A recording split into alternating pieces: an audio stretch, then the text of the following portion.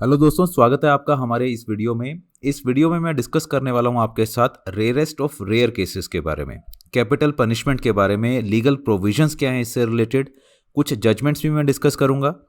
और ये वीडियो उन लोगों के लिए काफ़ी हेल्पफुल रहेगा जो जुडिशियल सर्विसेज के एग्ज़ाम के लिए प्रिपेयर कर रहे हैं, प्रीलिम्स के लिए, मेंस के लिए, यूपीएससी के लिए प्रिपेयर कर रहे हैं, खासकर लॉ ऑप्शनल है अगर आपका तो ध्यान से देखिए इस वीडियो को। और कुछ इंपॉर्टेंट पॉइंट्स जो भी आपको लगते हैं उसको आप नोट भी कर सकते हैं। ठीक है, ये आपको सब्जेक्टिव आंसर्स में, एसे राइटिंग में काफ़ी हेल्पफुल रहेगा।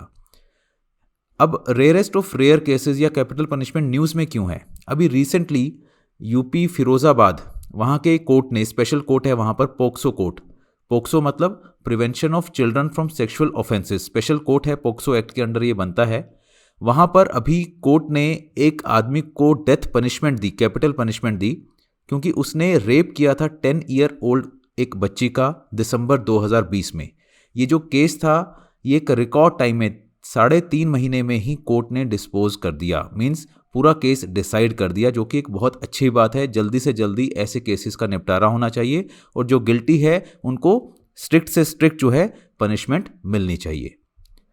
इसी तरह अभी मथुरा कोर्ट, अगेन यूपी में है, वहाँ पर भी कोर्ट ने डेथ सेंटेंस दिया है एक 50 साल के आदमी को, और वहाँ पर साथ में 3 लोग और थे, उनको लाइफ इम्प्रिजनमेंट अवार्ड की है, क्योंकि उन्होंने 3 लोगों का कोई प्रॉपर्टी डिस्प्यूट था, वहाँ पर 3 लोगों को मार दिया था। ठीक है, उनका मर्डर कर दिया था। तो इस क्राइम में अगर मैं बात करूँ तो 3 लोगों को जान से मार दिया था, गोली मार दी गई थी एक ही रात में, डिफरेंट टाइम इंटरवल पे। तो इसलिए कुछ ये न्यूज़ में है। मार्च 2020 में आपने सुना होगा दिल्ली गैंगरेप जो हुआ था 2012 में, निर्भया केस जो कि ये केस है, वहाँ पर जो 4 कन्विक्ट से, उनको डेथ सेंटेंस जो ऑलरेडी मिल चुका था उनको एग्जीक्यूट किया, उनको हैंग कर दिया था मार्च 2020 में। ये छोटा छोटा डाटा है जो आपको एग्जाम में पूछा भी जा सकता है कभी, और आपको कहीं एसे में या सब्जेक्टिव आंसर्स में मेंशन भी करना हो सकता है। इससे पहले की अगर बात करें तो याकूब मेमन, 2020 से अगर पहले बात करें तो लास्ट डेथ सेंटेंस जो था वो एग्जीक्यूट जो हुआ था हम इंडिया में, वो 30 जुलाई 2015 में था, जहां पर जो टेररिस्ट था याकूब मेमन, उसको 1993 के जो बॉम्बे के ब्लास्ट थे उसके अंडर उसको कन्विक्शन हुई थी। उससे पहले Mohammad Afzal, who was convicted of plotting the 2001 attack on parliament, he was hanged on 8 Feb 2013। Mohammad Ajmal Amir Kasab, convicted in 2008 Bombay terror attack में, उसको फांसी दी गई थी नवंबर 2012 में। और Dhananjay Chatterjee, charge and convicted with the murder and rape of a 14 year old girl, उसको hang किया गया था 2004 में। तो ये कुछ फेमस जो है कन्विक्शंस जो हुई थी और उसके बाद उनकी एग्जीक्यूशन हुई, उसके बारे में डाटा है। तो थोड़ा सा मैंने आपको डाटा दिया सो दैट आप कहीं अपने आंसर को और बेटर वे में लिख सको। डेथ पेनल्टी की अगर बात करें इंडिया में, तो 2 तरह से डेथ पेनल्टी है जो हमारे लॉ में है, हैंगिंग एंड शूटिंग। तो hanging and shooting are 2 methods of death penalty in India. According to CrPC, hanging is the method of execution in civilian court system. तो आप कभी भी शूटिंग नहीं सुनोगे। शूटिंग जो है वो आर्मी एक्ट के अंडर है। तो अगर कोई आर्मी एक्ट के अंडर किसी को कन्विक्शन होती है तो वहां पर बोथ हैंगिंग एंड शूटिंग, जो भी ऑफिशियल मेथड है एग्जीक्यूशन के, वहां पर वो होते हैं मिलिट्री कोर्ट मार्शल सिस्टम में। जो सिविलियन कोर्ट सिस्टम है वहां पर सिर्फ सीआरपीसी के जो प्रोविजंस हैं उसके according hanging is the only mode जिसके थ्रू डेथ पेनल्टी को एग्जीक्यूट किया जा सकता है। एज पर रिपोर्ट, हो सकता है इसमें थोड़ा बहुत एरर भी हो सकता है बिकॉज एक्यूरेट डाटा नहीं होता कई बार, 759 लोगों को इंडिपेंडेंट इंडिया में हैंग किया गया है आज तक। Crimes punishable bye death. अब हम बात करें तो कौन कौन से क्राइम जो है ऐसे जहां पर डेथ पनिशमेंट दी जा सकती है। तो ये है aggravated murder, offences, other offences related resulting in death, terrorism related crime resulting in death, terrorism related cases not resulting in death, means terror से रिलेटेड केसेस है बट डेथ नहीं हुई, डेथ है तो भी वहां पर भी कैपिटल पनिशमेंट दी जा सकती है। Rape not resulting in death, kidnapping not resulting in death, drug trafficking not resulting in death, treason, espionage and military offences not resulting in death. Means यहाँ पर जो है डेथ दी जा सकती है, मीन्स कैपिटल पनिशमेंट दी जा सकती है। जजमेंट थी Bachchan Singh versus state of Punjab, ये आप कोट करेंगे अपने आंसर में तो आपका आंसर और बेटर फुटिंग पे आ जाएगा। Play a crucial role in deciding whether any crime deserves death penalty और नॉट। तो Bachan Singh versus state of Punjab में रेयरेस्ट ऑफ रेयर केस के बारे में सुप्रीम कोर्ट ने बात की थी कि किसी भी ऑफेंस में अगर कोई कन्विक्शन होती है तो वहाँ पर डेथ पेनल्टी दी जानी चाहिए या नहीं, तो वहाँ पर गाइडलाइंस हैं एक तरह से। For example, under Indian arms act 1959 का जो इंडियन आर्म्स एक्ट है, using, carrying, manufacturing, selling, transferring और टेस्टिंग प्रोहिबिटेड आर्म्स और ammunition had a mandatory death sentence. Mandatory means अगर कोई भी ऐसा ऑफेंस होता है, कन्विक्शन होती है, तो वहाँ पर मैंडेटरी है, कोई डिस्क्रिशन नहीं है। बट सुप्रीम कोर्ट ने फरवरी 2012 की एक जजमेंट में इसको बोला कि ये जो प्रोविजन है ये अनकॉन्स्टिट्यूशनल है। In the lights of the judgement in Bachan Singh versus state of Punjab and Mittu versus state of Punjab, this suggest that offenses resulting in death are punishable by death only when they meet the rarest of rare standard laid out in Bachan Singh case. तो Bachan Singh case में जो rarest of rare का standard set किया है supreme court ने बोला है कि ये नहीं है कि कोई भी ऑफेंस में मैंडेटरी डेथ सेंटेंस है, ऐसा नहीं है। अगर वो उस स्टैंडर्ड को मीट कर रहा है ऑफेंस या जो कन्विक्शन हुई है, जो भी वहाँ के फैक्ट्स हैं, तो ही डेथ पेनल्टी दी जाएगी। अदरवाइज मैंडेटरी डेथ पेनल्टी जो है वो अनकॉन्स्टिट्यूशनल है, बच्चन सिंह केस में भी और Mittu versus state of Punjab में भी। तो क्या डेथ पेनल्टी कॉन्स्टिट्यूशनल है?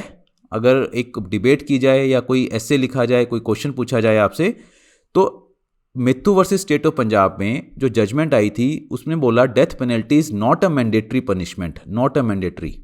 For the above listed crimes, the Supreme Court had also ruled that mandatory death penalty is unconstitutional. ये नहीं है कि कोई भी बाय डिफ़ॉल्ट अगर कोई ऑफेंस होता है तो उसमें डेथ पेनल्टी ही दी जाएगी। बहुत बार बहुत सारे केसेस में डेथ पेनल्टी पहले दी जाती है तो सुप्रीम कोर्ट उसको लाइफ इम्प्रिजनमेंट में भी कर देता है, या प्रेसिडेंट के पास जब या गवर्नर के पास मर्सी पिटिशन जाती है तो वो भी उसको कम्यूट कर देते हैं और लाइफ इम्प्रिजनमेंट कर देते हैं। अब यहाँ पर एक लीगल प्रोविजन है सीआरपीसी में, सेक्शन 416 सीआरपीसी। ये बोलता है कि if a women sentence to death is found to be pregnant, the high court shall order the execution of the sentence to be postponed and may, if it thinks fit, commute the sentence to imprisonment for life. तो life imprisonment भी उसको commute कर सकता है high court, अगर कोई women जो है प्रेग्नेंट है और उसको डेथ सेंटेंस अवॉर्ड किया गया है। तो ये प्रोविजन आपको ध्यान रखना है, 416 सीआरपीसी में ये प्रोविजन है। आपको एमसीक्यू में भी पूछा जा सकता है कि 416 का प्रोविजन क्या है, या रिवर्स कि अगर कोई वुमेन प्रेग्नेंट है, डेथ सेंटेंस उसको अवॉर्ड किया गया है, तो कौन से प्रोविजन में, सीआरपीसी के कौन से सेक्शन में हाई कोर्ट के पास पावर है उसको कम्यूट करने की। Supreme court has also held that mental illness is a mitigating factor sparing those which such disorders from the गैलोज। तो अगर कोई मेंटली इल है, स्टेबल नहीं है, डेथ सेंटेंस मिला है, तो भी वहाँ पर सुप्रीम कोर्ट बोलता है कि वो एक मिटिगेटिंग फैक्टर है, उसके बेस पे उसको कम किया जा सकता है उसकी सज़ा को। तो ये कुछ फैक्टर्स हैं जो सुप्रीम कोर्ट ने बताए हैं। अब बात होती है मर्सी पिटिशन प्रोसेस कि मान लीजिए जो सेशन कोर्ट है उसने अवॉर्ड किया डेथ सेंटेंस, हाई कोर्ट ने अपहेल्ड कर दिया, उसके बाद सुप्रीम कोर्ट में केस जाता है, सुप्रीम कोर्ट में भी अपहेल्ड हो जाता है डेथ सेंटेंस, तो क्या रेमेडी है? तो for a convict to file a mercy petition his or her death sentence must be confirmed by high court first. तो सबसे पहले तो हाई कोर्ट उसने उसको कंफर्म कर दिया। लॉ क्या कहता है? The death sentence convict has an option to appeal to Supreme Court. तो डेथ सेंटेंस का जो कन्विक्ट है वो सुप्रीम कोर्ट में अपील कर सकता है। सुप्रीम कोर्ट अगर रिफ्यूज़ कर देता है सुनने को या फिर अपहेल्ड कर देता है डेथ सेंटेंस को, सुप्रीम कोर्ट बोल देता है, अपहेल्ड का मतलब है कि हाँ जी आपको जो डेथ सेंटेंस मिला है लोअर कोर्ट से या फिर आप बोले हाई कोर्ट से, हम उसको सही मानते हैं, आपको डेथ सेंटेंस ही मिलना चाहिए। तो जो कन्विक्ट है या उसके रिलेटिव है वो एक मर्सी पिटिशन जो है प्रेसिडेंट ऑफ इंडिया को article 72 of constitution of India या फिर गवर्नर को आर्टिकल 161 में फाइल कर सकते हैं। और अगर प्रेसिडेंट को या फिर गवर्नर जिसके पास ही मर्सी पिटिशन गई है लगता है कि सर्कमस्टांसेस ऐसे हैं कि वो डेथ सेंटेंस को कम कर लाइफ इम्प्रिजनमेंट कर देना चाहिए या कुछ भी और करना चाहिए, वो कर सकता है। ठीक है, तो ये पहले सुप्रीम कोर्ट से डिसाइड हो जाएगा, फिर ही आप प्रेसिडेंट या गवर्नर को अप्रोच कर सकते हैं। तो यहाँ ध्यान रखना, आपको एमसीक्यू में पूछा जाए 72 और 161 पैरेलल पावर्स हैं गवर्नर के पास और प्रेसिडेंट के पास। ग्राउंड्स क्या हो सकती हैं जिसके बेस पे आप मर्सी पिटिशन एक्सपेक्ट कर सकते हो कि आपकी मर्सी पिटिशन एक्सेप्ट हो जाए?